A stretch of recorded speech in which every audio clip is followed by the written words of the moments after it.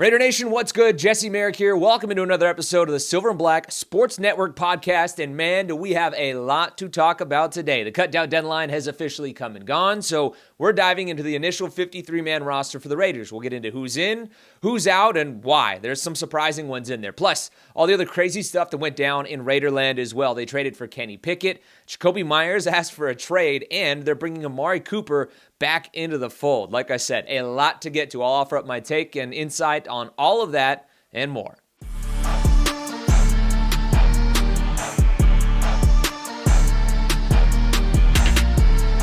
All right, guys, now this is usually where I tell you to go subscribe to our newsletter, and you should still hit up silverandblacksportsnetwork.com to do that. But today, I want to let you know that we're actually going to be doing our first Q&A podcast on Thursday. So here's what you guys have to do if you want to get in on that, all right? First, throw your comments or questions in down below in the comments of this video. I'll comb through them and pick some of the best ones to go over in the podcast. Or you can find me on Twitter as well, or X, whatever the heck you guys do want to call it. I still call it Twitter. But my handle is JesseSBSN. That's JesseSBSN. I'm going to send out a tweet where you guys can ask your questions and throw it in there in the comments as well. So take your pick of how you want to do it. But we are going to do our first Q&A podcast for free. So it is open to anyone. But in the future, just so you guys know, I want to be transparent, this will be something only our paying members will have access to. Now, we'll have more info on how you can become one of those people later on. But if you want to get ahead of the game, go to our website and become a premium subscriber for just $6 a month. And you will be involved in all of our Q&A pods. That's for sure. That'll just get you kind of ahead of the game, and you'll be in it no matter what. But that'll be good. And then also on top of that, you guys would also be getting our weekly newsletter as well, all three of them. So it's a win-win. You're involved in the Q&As. You also get the newsletters, and that's always great stuff. And full transparency on this one, guys, I'm only taking questions till late Wednesday afternoon this week. I'm heading out of town for one last getaway before the season rolls around. So I'll shoot that pod late that night on Wednesday, and I'll release it on Thursday morning at 11 a.m. on YouTube and every other platform where you guys may be listening to us. So with that out of the way, let's dive into the roster and all the craziness that surrounded the Raiders in the last 24 hours or so. We'll gloss over the ones where there aren't many surprises, but I will say, when we got this roster, there were a handful of ones that did surprise me. I didn't think we were going to see a ton of them, and we definitely did. And we'll start at quarterback at the top. They technically are bringing 3 guys with them, but really it ends up being 2. Surprisingly, they cut Cam Miller. I thought that they would keep him and move Aiden to the IR with the intent to return. Obviously, he's out 6 to 8 weeks, so not really sure why they haven't done that yet. They may be waiting. They may actually do that at some point. Again, we're taping this here at about 4 o'clock-ish on, what is today? Tuesday. My days start to meld together. So things could change with Aiden on that front, but I thought for sure he'd be going on the IR spot. For now, just Lonnie Johnson Jr. on there. But I think that Aiden will, and that'll open up some more things for him to be able to do that stuff. But realistically, they are rolling now with 2, and Cam Miller becomes your emergency option as well until Aiden is healthy. Like, they're going to put Cam on the practice squad. I'd be blown away if somebody claims him. It's very clear that they view him as a developmental project. Pete was very upfront and honest about that. When he asked what he needed to see about him, he was like, a couple years of playing. So they understand that he's a raw prospect. I know he showed pretty well in some of the situations in the preseason, and not so well in some other areas of it as well. And you do have to keep in mind that a lot of what he was doing was against guys that aren't going to be in the league this year, won't be on active rosters, or a lot of guys that will be on the practice squad. So again, has some interesting tools, but even though I'm surprised to see them release him, it's not a total blown away. How could you do this? You see the path. You see he's going to end up on the practice squad unless something crazy happens again. And, and he just gets to continue to develop and then, again, becomes that emergency option until Aiden comes back. This gives him the most flexibility. Then when Aiden does come back, you've got Kenny Pickett and you also have Aiden there. It's a lot of experience in that quarterback room that they can lean on if for whatever reason things, went south. And also more experienced guys for Cam to learn from as well. And we'll get to Kenny Pickett later. That was yesterday's news, but I do want to dive into all of that. But today, at the first portion of this, it's all about the roster, honestly. And now we'll move along to the running backs. They go ahead and keep 4. It's going to be Ashton Genty, Zamir White, Raheem Mostert, and Dylan Lobby. They did cut Sincere McCormick and Chris Collier. Now, look, let's start with Mostert. I was upfront and honest a couple days ago, I think 2 podcasts ago. I said that I thought that he was going to be cut. And, it was because we hadn't seen a ton of him. And, obviously he hadn't been at a lot of the practices as his child was born and everything. And I wasn't holding that against him one bit. And I had mentioned multiple times that, I liked the signing when they did bring him into the fold in free agency. And very clearly, they like him as well. He's an 11-year pro. It's a very young group. So I think that's another reason that you do keep him, so he can be there and kind of be that like veteran leader, especially to a guy like Genty, who's new in the league, who is very mature, but having a guy like Mostert who's been there and done that, an 11th year pro, like that is a big plus. And I did mention that in the last podcast. I said like I was kind of waffling on whether or not I thought he would make it. And I like the depth that this group does have when you are able to include Mostert in there. I just didn't think that the special teams aspect, I thought the special teams aspect would actually hurt him. I did think that they were going to keep Sincere McCormick. I mentioned that I liked some things that I had seen from Chris Collier, but I thought they really liked him. He may now end up on the practice squad as well, but he's a guy that brings a lot of special teams ability to the table. And I know that Dylan Lobby does too. Like, good on him for making this. The reason he's on this roster is because of special teams. And he can take some snaps as a scat back, but likely maybe a few here and there throughout the year if there's a blowout or something like that. But we probably won't see too much of him. We likely will see, a mixing in there of Mostert, obviously of Zamir, and then plenty of Genty as well. But I think those three guys are going to be the ones that get the bulk of the work in the backfield. And with Mostert as a third option, and yes, a third option, because I think Zamir is going to be the number 2 back in this offense based off of what we saw throughout training camp and things like that. And maybe that will change as Mostert really dives in and gets his feet wet and gets settled back in after, doing with the family stuff and everything like that. And like, he is a vet, then again, has the experience with Chip. So like, this isn't like new stuff for him. I think he's going to be a very solid player. I don't want anybody to like misconstrue that. Like, I like him being on this roster. I was just kind of looking at it, reading the tea leaves and thinking, okay, from a special teams aspect, especially as a running back, you're going to have some other guys in there. So we'll see how involved he is now that they're down to the 53-man roster and what kind of changes, as practice goes on. And again, full disclosure, like, I'm not going down there at practice today because I wanted to get this podcast out to you guys as soon as we possibly could when the roster did drop. So I'll be back out there tomorrow, get some more of my insights and stuff like that as we do get a look at them. I know Kenny Pickett and Amari Cooper were out there, so I can't wait to get eyes on those guys, now that they're with the Raiders. But speaking of Amari, let's go to the receivers. They go ahead and keep 5 guys. Now, I thought they were going to go with 6. This was a position I was expecting that. You go through and look through this entire, roster, and they kind of do keep a full, platoon change in there. So I was a bit surprised to see the receivers only keeping 5 of them. They're going to have Jakobi Meyers, and this is all in order as well, of the pecking orders. Jakobi Meyers, Trey Tucker, Dante Thornton. I believe Amari Cooper will be behind Dante Thornton initially. Maybe that changes. And then you also have Jack Beck as well. So really surprised to see both Alex Bachman and Tommy Mellott cut. I did not expect that. I had said it multiple times. A lot of guys have been saying that they thought that Tommy Mellott wouldn't clear waivers, and maybe he doesn't. I don't know. But I thought that they would feel comfortable doing that because we just have not seen enough from him. And again, he's making a big transition from quarterback to receiver, and there's a lot that goes into that. And also just the step up in play. He comes from the FCS too. So he, just like Cam, is a very raw prospect. And I think he does end up back on the practice squad, and I think they're really going to be able to sink their teeth in him and develop him. Now, Bachman surprises me because I thought he played a really good camp. Now, if you'd have told me that they were going to be keeping 5 receivers, I wouldn't have included Bachman in there. It probably would have looked similar to what we have, with this roster. The only addition, after they signed Amari Cooper, that obviously spelled some bad things for Bachman since he would have been kind of on the outside looking in anyway. But an interesting group for sure. And like I said, it sucks for Bachman because this is a guy that, had one hell of a camp, was making plays all camp long. But again, probably another guy that clears waivers and ends up on your practice squad and is a dude that if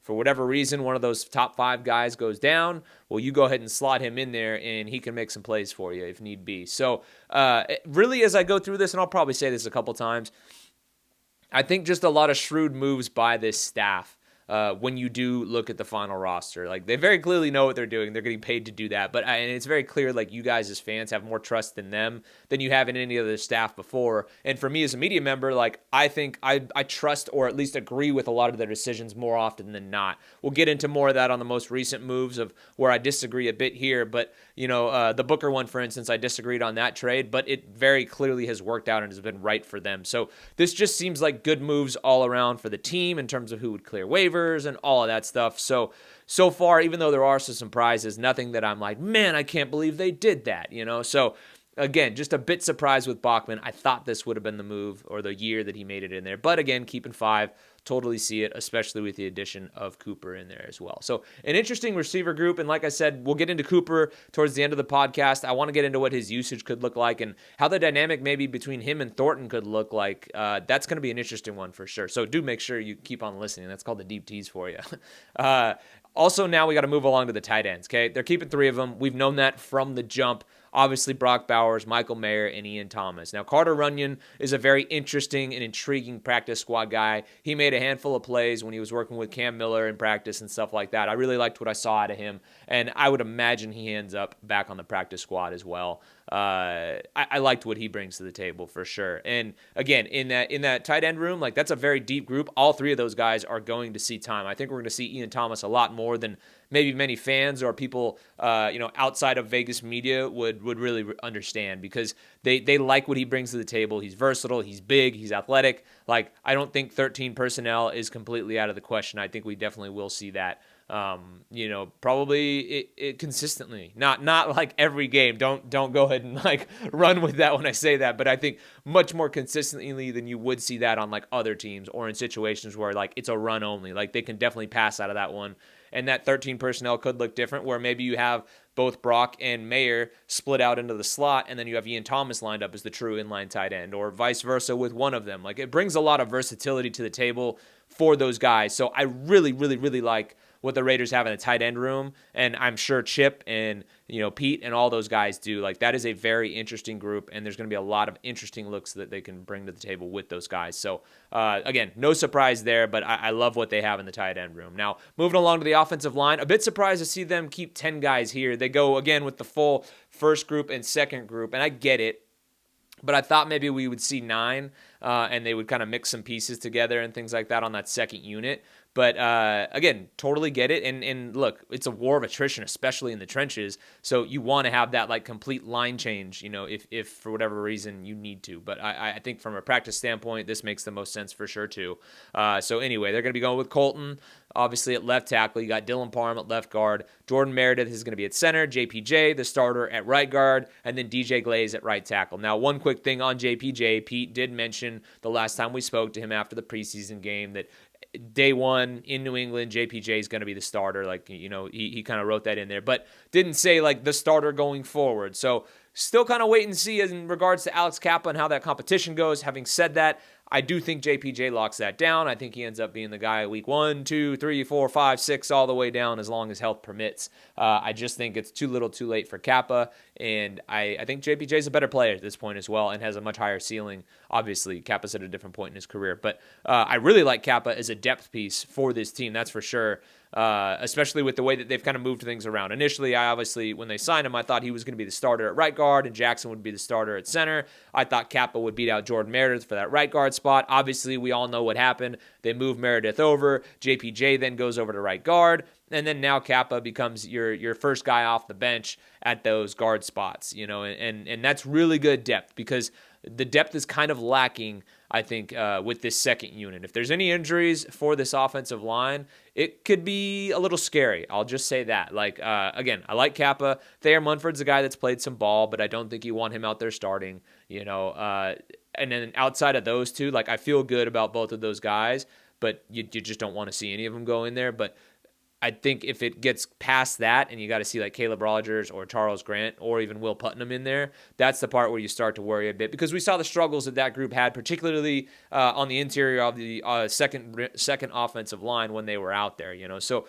very clearly those two, the young guys in particular, and Will Putnam, they have to develop. They have to get better. And hopefully it's a moot point for the Raiders. I don't have to worry about that. But interested to see that. I didn't have Putnam making it on my projections, like kind of when I was doing everything. I thought he would be an odd man out there. But look, you do need a backup center. And I know technically Jackson is that if anything were to happen to Jordan Meredith. But Putnam now comes in, and he's a guy I think that can move around as well. Lockie Tosley, they obviously waive him. He's an interesting one because of obviously how massive he is, the athleticism, all that stuff. The international players, they don't usually get claimed. That's not a thing. I believe he would actually be the first player from the IPP program there to get claimed after a team waives him. So I would imagine he'll sneak through. Like, definitely intrigue and some interest around the league. I just don't know, especially with where he's at in terms of like his knowledge of the game, that a team would be willing to put him on their, active roster at this point. So I think he ends up back on the practice squad. Just kind of wait and see on that front. But cool story nonetheless, no matter when it ends up happening with him, if he decides to side with somebody else's practice squad, whatever the heck it is.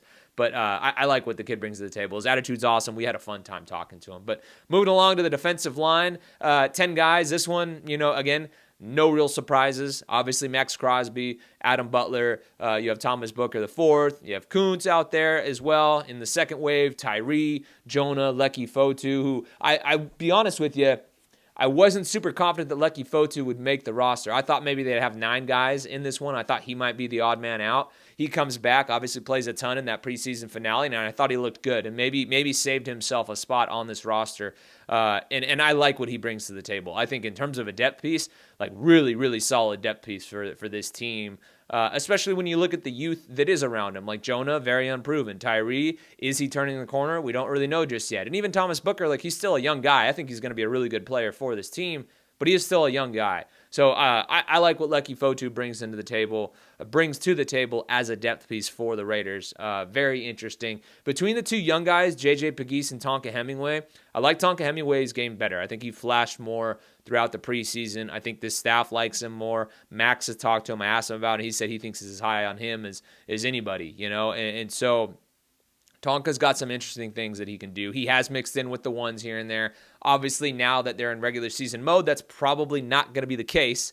We probably won't see a ton of Tonka Hemingway, but I do think that they're going to be rotating through with a lot of different guys. And Charles Snowden, again, makes it as like one of the last guys in on there. They really like his speed. I don't think a lot of people outside the building or outside of the media covering them realize just how much they like Charles Snowden. And this is a guy that's just got a very, very fast, high motor off the edge there. And so I think as a depth piece, can be very, very useful for this team, and obviously we saw the play a couple of years ago, seals the deal. I can't remember what game that was, but I do remember him making the play.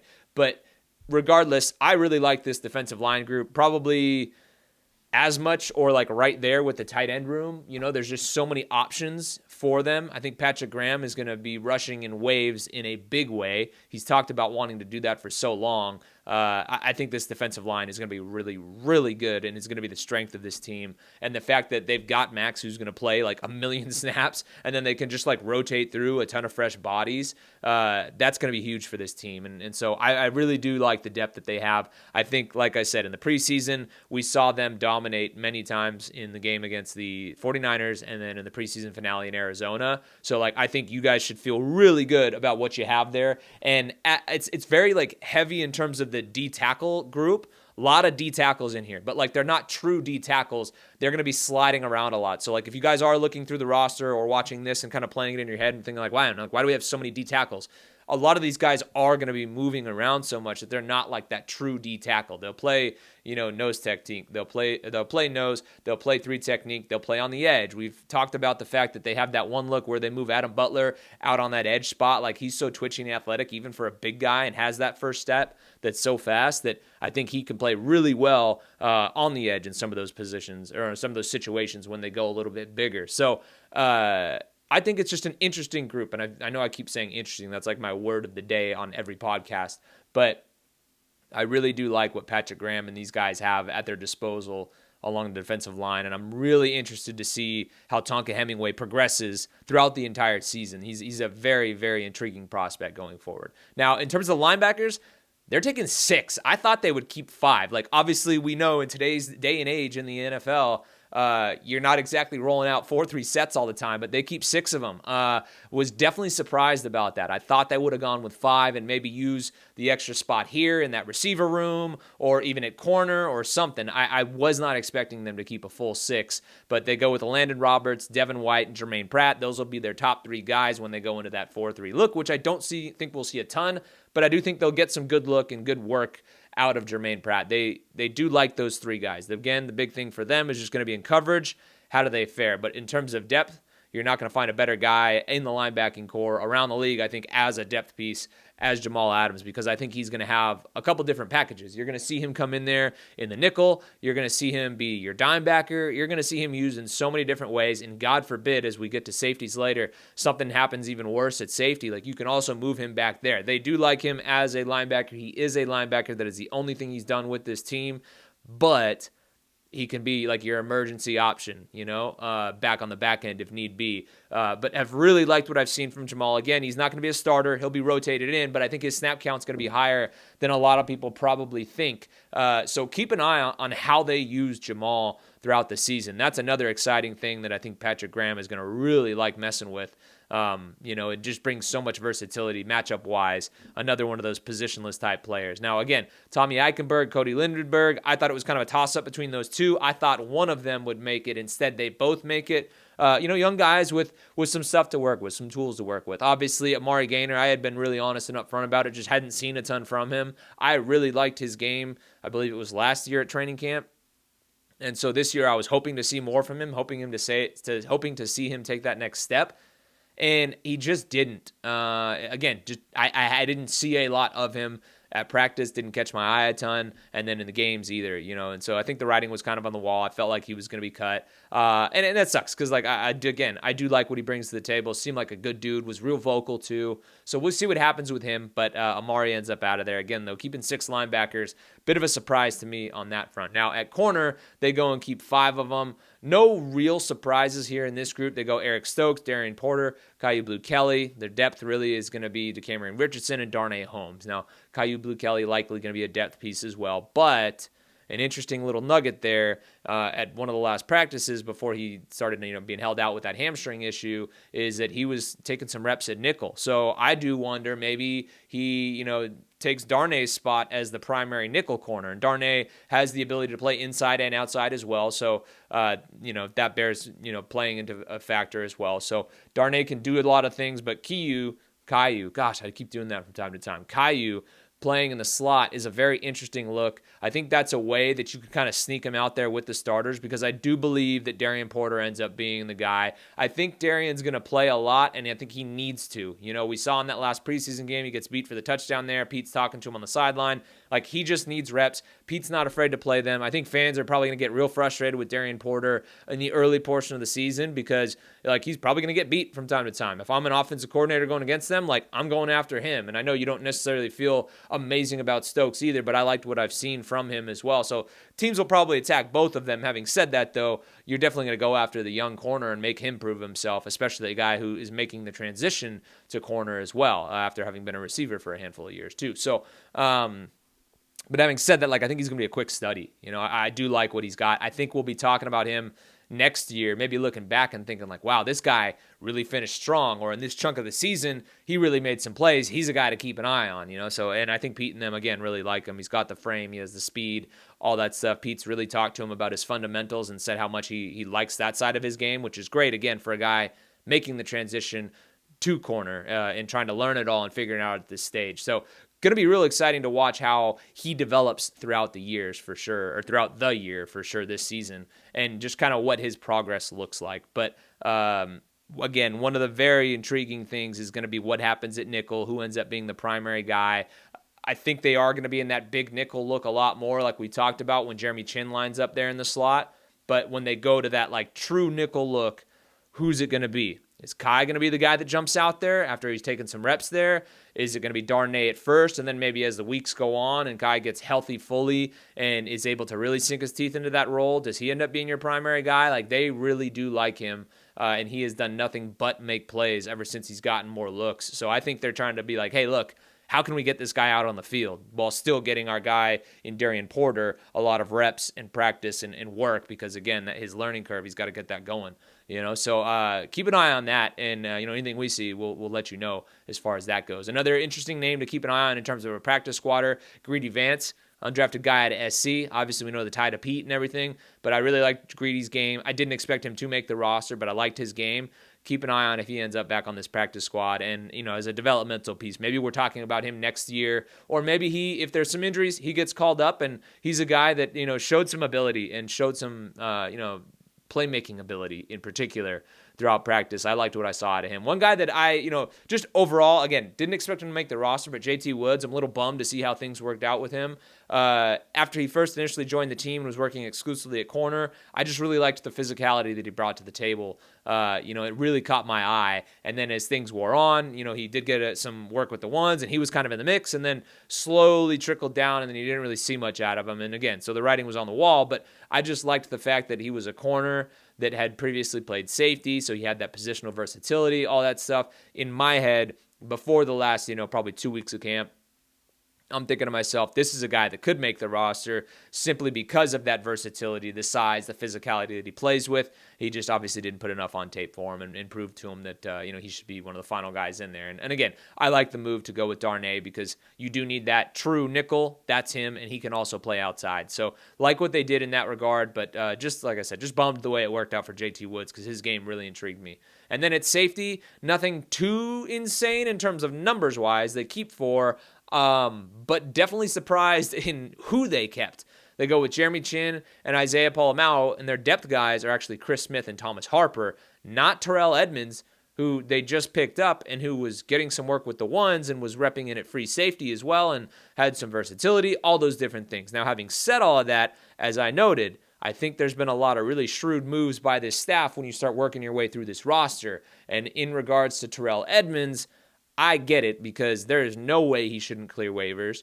It wasn't like he put some insane stuff on tape in the preseason, but he had just been a free agent for how long, So you expect him to clear waivers. You expect to be able to bring him back onto the practice squad. And if you need him, or if Chris Smith and Thomas Harper aren't up to snuff, more likely Chris Smith because he'll probably be that guy that slots into the high safety spot there, when they do go to that big nickel look.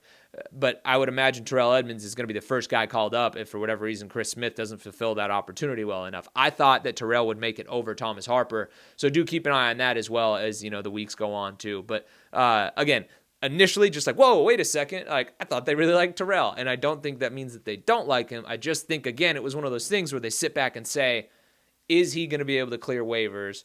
If so, boom, you throw him on the practice squad, and I'd expect we do see him back there because that'd be a really good option to have, waiting in the wings. And again, for the next month or a couple weeks or so, you see how he progresses. He joined the team late. Maybe you elevate him, and then you move one of those guys down to the practice squad, likely Thomas Harper. I think he might be the odd man looking out as things go on, but good on him for making the roster. He obviously dealt with some injuries, so that was another reason why I kind of counted him out there. But I've liked Chris Smith's game, even though he's undersized. Obviously, Terrell Edmonds just fits more of the frame that they're looking for, and I thought the fact that he was getting work with some of the ones at times and then working free safety and, strong safety as well, and even getting some work in the slot, I thought we might see him make this team just because of that type of stuff. And then obviously we got to watch Lonnie Johnson Jr., see how that goes on. He goes on IR. He could come back. A broken fibula is gnarly. We'll wait and see, if and when he's able to come back, but that would be a great story. I'd love to see it. We talked about it early on. He goes and opts out there and says he's tired of moving, wants to prove to the staff that he deserves a long-term deal, and then boom, next day at the scrimmage, breaks his fibula. Just heartbreaking. So hopefully he can come back and hopefully he can make some noise, because that would be really cool, but that's just a tough one to come back from. So just wait and see on that one. Trey Taylor, just a quick note. I liked his game. I thought he's played well on special teams, and when he's gotten his opportunities, he's made some plays here and there throughout camp. I didn't expect him to make the team, but I like him as a practice squatter. Again, a guy that did some big things when he was in college at Air Force. Another guy where I would like to see what he looks like when this staff has a full season, full time to maybe be able to work with him. So keep an eye on where he ends up if he does indeed come back, because I do like his game. So that's really my take on it. Obviously, we don't need to get into the specialists. You guys know exactly how that worked out. Baldwin-Meyer, and then, Carlson and AJ. Like, no surprises there whatsoever. But that's the initial 53-man roster. So we can now move along to what was a crazy Monday. It was like one thing after another with them. And obviously, we were all wondering what's going to happen at the quarterback position. And boom, they go and make a trade for Kenny Pickett. They send a 5th-round pick to Cleveland for him. And I've said it. I said it on Twitter. I've said it in multiple conversations. I don't like giving up a 5th-round pick, for him in particular, but for anybody likely. I wasn't expecting them to do that. I thought there were more intriguing names on the market. I mentioned Tyler Huntley. I like Dorian Thompson-Robinson, especially with the tie that he has to Chip Kelly, having played for him in college. And even Brett Ripon I thought would have been an interesting piece as well. He had been on the practice squad with Pete too. I talked about all that stuff in our most recent newsletter. And I had initially thought like, okay, maybe Pickett's an option, but I just didn't expect them to trade for him. I thought he was going to make Cleveland's roster and be one of their guys. And then you go and trade for him. And then look, if they're giving him a 5th round pick for it, like, first of all, I understand like they've got some comp picks coming in, so you kind of get them for free anyway. So it is what it is. So like maybe I'm overreacting to the 5th round price on him and stuff, but that just tells you that other teams were very clearly interested in his services. Otherwise, you're probably not going to be trading a 5th round pick for that guy. So I'm sure there was a bit of a market for him. And so you got to pay kind of a premium for that position for him. In terms of the player, look, for his career, he's a 62% completion percentage guy. Not terrible, but it's also not that different from Aiden O'Connell. And I had mentioned that, and his stats I thought were somewhat similar. Some people said that's really surface level. It 100% was. Like I tweeted that out. It's definitely surface level. This is the area where we can dive into those things a little bit more. But I kind of just said similar production-wise, similar kind of stats. Obviously, I think Aiden played better in less work than Pickett has, but Pickett brings a lot more of the versatility in the run game to the table as well. And then last year, even when you look with Philly, I mean, he was 2-0 with them when Jalen did go down. And, the Eagles obviously are who they are, and they have an elite roster, but he comes in and kind of gets things done and is able to win games. And that means something, and he obviously, again, checks off the box of experience. He's played a decent amount of football for in the NFL. So for Pete and them, like, that's big. My thing is you go and look at his time in Pittsburgh, it was a horrible offense. Like, things didn't work out for him. And Matt Canada's offense as a whole, that first year there, I believe, if I remember right, it didn't attack the middle of the field. Like, his numbers were really bad, like historically bad at one point, And so the way that scheme was set up where they weren't really attacking the middle of the field of a ton probably hurt him and makes his numbers look a lot worse than they likely would have been. I don't think it was necessarily a Kenny Pickett problem. Probably was an OC problem, and needing a better offense and play caller in there. But, then he goes to Cleveland. He's competing to be the starter and then goes and hurts his hamstring on July 26th. So he didn't play in the preseason, but Kevin Stefanski did say that he thought he'd be available for week 1. So I guess that's a plus. You don't have to worry about him possibly not being available. Like, he's ready to roll. Week 1 in New England, he'll be your number 2 quarterback and he's healthy. Now, the big thing turns into what does it look like for Aiden? Like I said, I'm surprised that Aiden didn't end up going on IR. And again, maybe that changes, but now you bring in Pickett, you get 6 to 8 weeks to look at another guy in Pickett. And look, now it's kind of intriguing because now you have 3 quarterbacks who have experience. That's a good room. And again, with Pickett, even though I don't necessarily agree with sending the 5th round pick there, you go ahead and get a guy who's been a starter in this league and a former 1st round pick and all those things. Like, I'm a fan of the reclamation projects. I'd like to see what this team can do with him, Obviously, he's the number 2, so it's not like he's going to be racking up a ton of reps or anything like that. But working with this staff, it's going to be real intriguing to see what they do get out of him, as a whole. And so I like the fit, and Pickett's an exciting player. We all remember the fake slide in college and all those things. So going to be interesting. I do think it's funny, though, that when he was coming out, they were comparing him to Derek Carr in terms of his game in an NFL comp.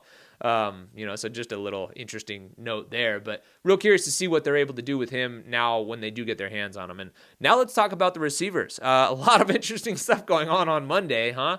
Jakobi Meyers goes and makes a trade. Now, I'm not going to spend a ton of time on this. I've been upfront about what I thought about it on Twitter, and I hopped on the radio a bunch yesterday as well and talked about it. But here, for the sake of this podcast, I think that this team really does like him. I don't think that's just lip service. I don't think they're trying to inflate his trade value or any of that stuff. So I really don't think that they're going to trade him. They shut that down pretty quickly. And I just think it turns into one of those things where look, Jakobi is not one of those guys that's the me, be a distraction, all that stuff. They reach an impasse in the contract negotiations, and his agent's probably like, hey, look, this is our last-ditch effort. This is just the way things go in the NFL today. You got to do this. So he goes, and he and his team go ahead and ask for the trade, and it's like hey, I mean business. Either pay me or trade me. And I get it. Jakobi's probably tired of being that guy that it's like, oh, man, he's so underrated and all those different things. He probably wants to be paid like a guy who has been as dependable as he has been. And at the end of the day, the name of the game, too, of being a receiver is catching the football. There are a few guys in the league that have as sure hands as he does. And they very clearly have big plans for him in this offense. So it's just a matter of, now you got to figure it out and make it happen. And I do think that they will. I don't think Jakobi's going to get traded. I'd be shocked if he ends up getting traded. So I think he's going to have a big role in this offense. They're going to work it out. What does that look like? I don't know. Maybe they give him more money up front right now to buy themselves some time and then negotiate something a little later as the season goes on. Like, hey, throw some money at him, make him happy, and say, hey, we are going to do this. We're going to negotiate in good faith. Or it just all comes out at once and they do extend him. I'm not really sure. But the interesting thing in there is they obviously drafted Jack Besh. They have a similar game. A lot of people came after me on Twitter when I mentioned that they do a lot of the same things.